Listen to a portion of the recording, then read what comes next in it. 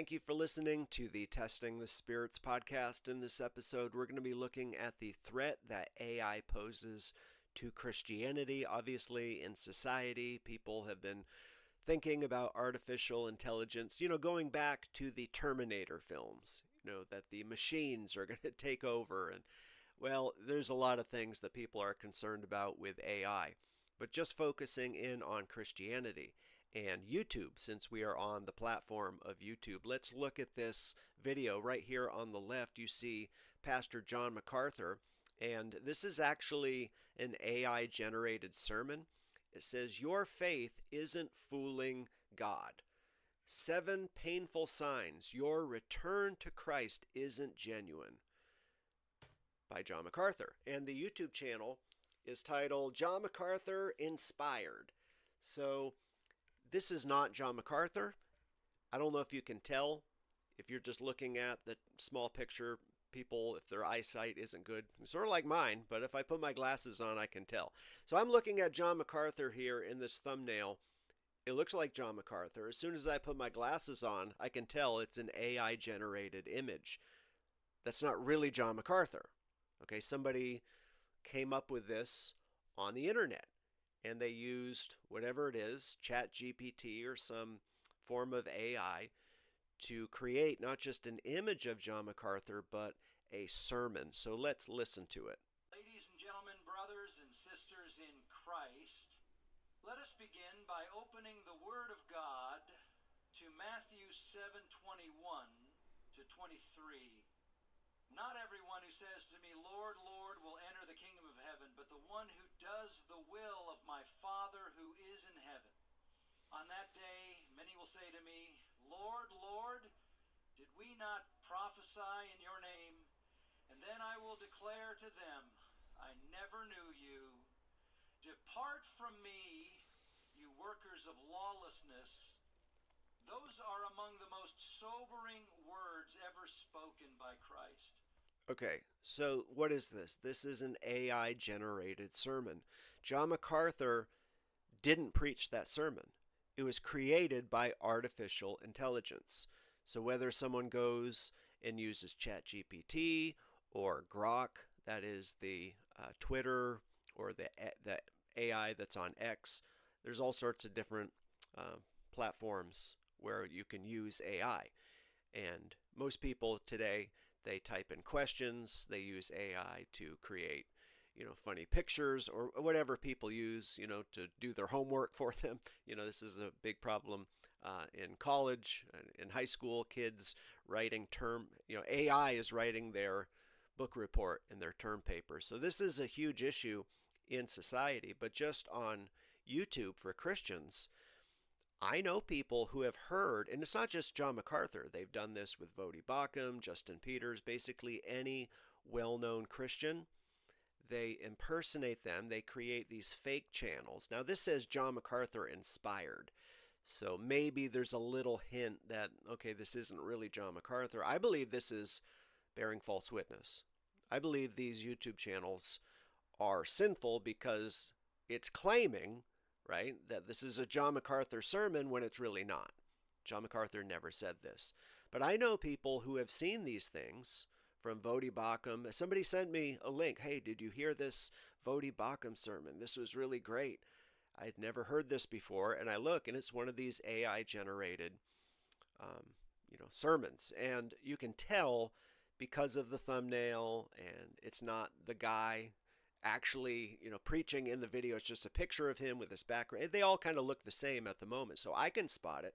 Most people can spot the fakes, but not everyone can. So a lot of people are already being fooled, and they think these preachers are preaching something they've never taught. And sometimes the content is very bizarre, very strange.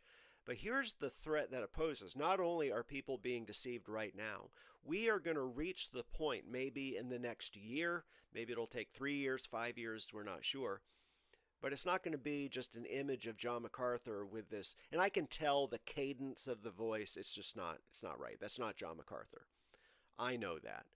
But they're going to get so good at it. The AI technology is going to develop so that not only are you going to have the audio, we're going to reach the point probably in a few years, 3 to 5 years, where pretty much anyone can create a sermon, and it's going to really look like whoever it is, John MacArthur, Paul Washer, Joel Osteen, doesn't matter. It could be you. Let's say you're a pastor of a local church watching right now.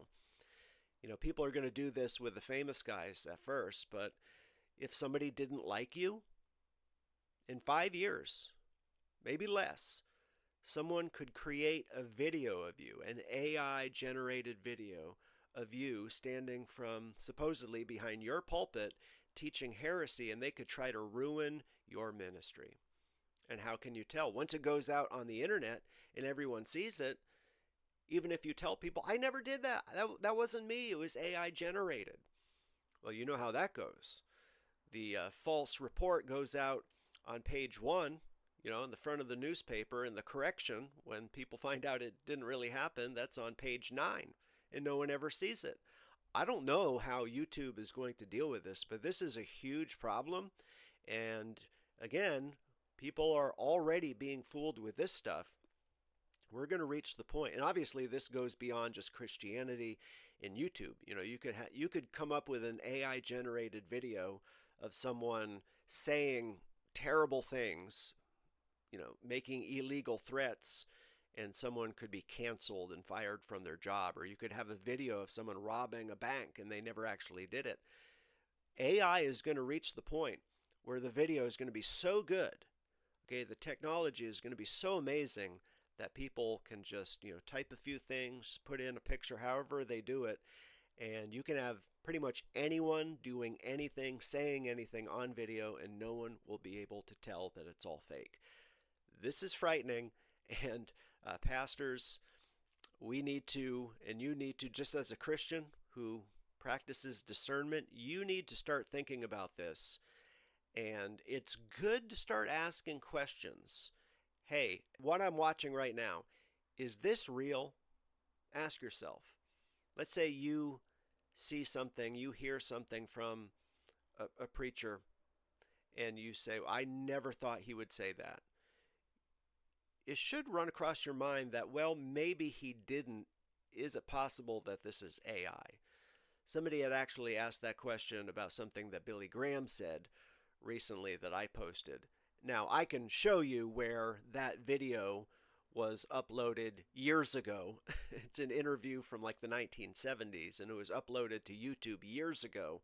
So that was before this AI was even around, and it's clear just watching, because the AI we're not there yet. You can still tell when something's AI, but it's good to start thinking that way. And we really need to figure this out, and YouTube needs to figure it out, because once AI technology reaches that point where you can pretty much have anyone doing anything, and anyone's able to create these AI generated videos, we need to start thinking through these things right now. So just remember, this is just a word of caution. When you don't see the person in the video, if it's just a picture with audio, okay, that may not actually be real. So we'll leave it at that, but leave your comments below if you have any thoughts of how you think people should handle this, what YouTube and social media companies can do to prevent fraud from going forward. And by the way, when you see videos like this of some preacher and it's clearly an AI generated sermon, go ahead and report it. And once you report it, YouTube does usually shut these channels down, but they're popping up like weeds. So this is a big problem going forward. Let's start. All right, I want to interject here because after I recorded the original video, I had a few other thoughts, so let me add those. First of all, how to handle it if we see a video in a couple years when the technology reaches that level. If it's someone famous and you're not sure if it's fake, AI, whatever, if it's someone famous, then it would be an issue. It would be reported. You could probably go and check multiple sources and figure out if it's real. Okay, someone local or someone who's lesser known, that's not going to get reported in the news or anything. So if it's someone local, you should probably give them the benefit of the doubt. and you should probably ask them. Joel Osteen, famous people on TV are not accessible. A local church pastor, a regular person, you could just reach out to them and ask. So if there's ever any doubt, just reach out to the person and ask. If it's someone famous, it would get reported and you could check other sources. So I think these are different ways we could approach this. Also, another thought that I had is that some in the hyper-charismatic movement might use AI to fake miracles. This is definitely something I would watch out for in the future.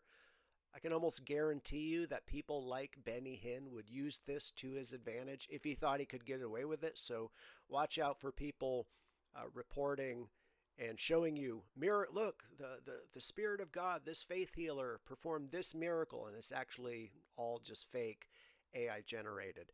And then finally, one last danger that I thought of is the dehumanizing effect that AI could have. We already have mega churches with campus locations where the lead pastor is beamed in from headquarters and everyone at the campus locations are watching, the pastor on the big screen. Well, once that becomes normal, which it basically already has become normal in the big box churches, it's not hard to imagine that eventually someone's going to get the great idea to have an AI pastor, right? A fake AI generated image of a good looking guy who's eloquent because he's a computer.